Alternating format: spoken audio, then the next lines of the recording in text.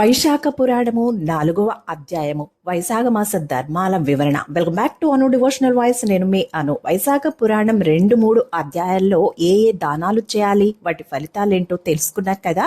ఈ 4వ అధ్యాయంలో ఆచరించవలసిన వైశాఖ మాస ధర్మముల గురించి వివరంగా తెలుసుకునే ప్రయత్నం చేద్దాం.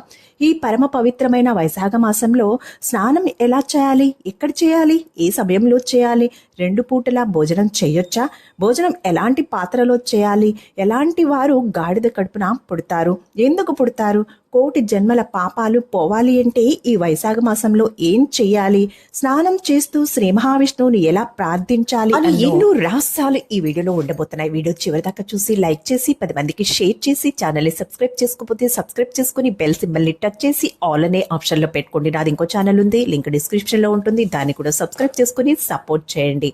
నారద మహర్షిని అంబరీష మహర్షి వైశాఖ మాసమున చేయవలసిన చేయదగిన ధర్మములను దైవంచి వివరింపుము అని కోరగా అప్పుడు నారద మహర్షి ఇలా చెప్పసాగాడు. అంబరీష మహారాజా, నీకు గల ధర్మాసక్తికి మిక్కిలి సంతోషము కలుగుచున్నది, వినుము అని ఇలా చెప్తున్నారు. నూనెతో తలంటుకొని చేయి అభ్యంగన స్నానము, పగటి నిద్ర, కంచు పాత్రలో భుజించుట, కంచు పాత్ర కాక మరి ఒక పాత్రలో భుజించవలను అని నారదుని ఉద్దేశం కాదు. వ్రతమాచరించే వారు పాత్రలో అంటే కంచంలో భుజింపరాదు. అరటి ఆకు, విస్తరాకు, తామరాకు మొన్న ఆకులందు భుజించవలెను అని నారదుని యొక్క అభిప్రాయం. ధనవంతులు బంగారు, వెండి పాత్రలో, సామాన్యులు కంచు పాత్రలో వెనకటి దినములలో భుజించేవారు. మంచంపై పరుండుట, గృహ స్నానము, నిషిద్ధములైన ఆహారములు అనగా వెల్లుల్లి మొదలైన వానిని భుజింపకుండుట. వైశాఖ మాస వ్రతము చేయువారు ఇవన్నీ కూడా మానవలను. 2 మార్లు భుజింపరాదు. పగటి పూట మాని రాత్రి భుజింపరాదు అనగా పగటి యందు భుజించి రాత్రి భోజనము మానవలెను.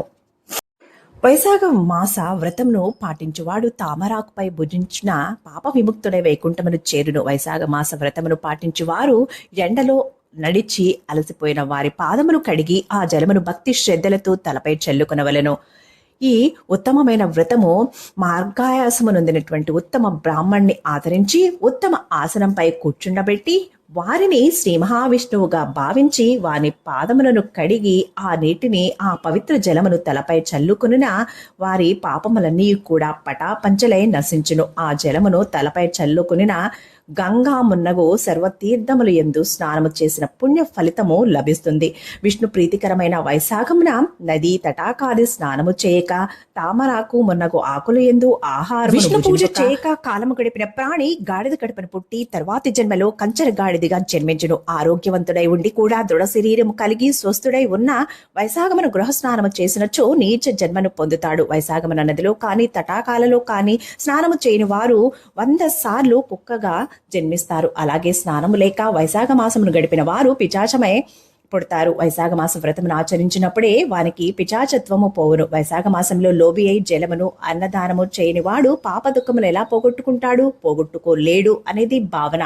శ్రీ మహావిష్ణువును ధ్యానించుచు నదీ స్నానం ఆచరించిన వారు గత 3 జన్మలలో చేసిన పాపమును కూడా పోగొట్టుకొనును. ప్రాతకాలమున సూర్యోదయ సమయమున సముద్ర స్నానం ఆచరించిన వాడు 7 జన్మలలో చేసిన పాపములను పోగొట్టుకొనును. జాహ్నవి, వృద్ధగంగా, కాళింది, సరస్వతి, కావేరి, నర్మదా, కృష్ణ, గంగా నది 7 విధములుగా ప్రవహించి 7 గంగలుగా ప్రసిద్ధి పొందినది. అట్టి 7 గంగలలో ప్రాతకాలమున వైశాఖమున స్నానం చేసినచో కోటి జన్మలలో చేసిన పాపాలు కూడా పోవును. దేవతలచే నిర్మితములైనటువంటి సముద్రాల యందు స్నానము వైశాఖ మాస ప్రాతకాలమున చేసిన వారు సర్వ పాపములు నశించి పుణ్యప్రాప్తి కలుగును. గోపాదమంత ప్రమాణము కల బహిర్జలము అంటే లోతు లేకున్నా ఆరు బయట తక్కువ జలమున్న సెలయేళ్లలో గంగా నది సర్వతీర్థములు వసించునట. ఈ విషయము గమనించి భక్తి శ్రద్ధలతో వాని యందు స్నానం ఆచరించవలెను. రసద్రవ్యములలో క్షీరము ఉత్తమమైనది అంటే పాలు ఉత్తమమైనది. క్షీరము కంటే పెరుగు ఉత్తమమైనది. పెరుగు కంటే నెయ్యి ఉత్తమమైనది. నెలల్లో కార్తీక మాసము ఉత్తమము. కార్తీకము కంటే మాఘమాసము ఉత్తమము. మాఘమాసము కంటే వైశాఖ మాసము ఉత్తమోత్తమైనది. ఇట్టి వైశాఖ మాసమున చేసిన పుణ్యకరమైన వ్రతము దానము మునగునవి వట వృక్షము వలె మరింత పెరుగును. కావున ఇట్టి పవిత్ర మాసమున ధనవంతుడైనను దరిద్రుడైనను యథాశక్తిగా వ్రతమును ఆచరించుచు బ్రాహ్మణుడుకు గాని యోగుడైనటువంటి వాడికి కాని యథాశక్తిగా దానమియ్యవలెను. కందమూలములు, పండ్లు, వేళ్ళు, కూరలు, ఉప్పు, బెల్లము, రేగుపండ్లు, ఆకు, నీరు, మజ్జిగ మొదలగు వానిని దానమిచ్చిన కలుగు పుణ్యము అంతా ఇంతా కాదు. బ్రహ్మ మొన్నగు దేవతలంతటి వారికి ఈ మాసమున వ్రత దానాదులు లేనిచో ఎట్టి ఫలితము లేదు. దానము చేయనివాడు దరిద్రుడగును, దరిద్రుడగుడిచి పాపమును ఆచరించును, అందుచే నరకము పొందును. కావున యథాశక్తిగా దానము చేయు ఎట్టి వారికైనను ఆవశ్యకము. కావున తెలివిన్నవారు, సుఖమును కోరుకొనువారు దానము చేసి తీరవలెను.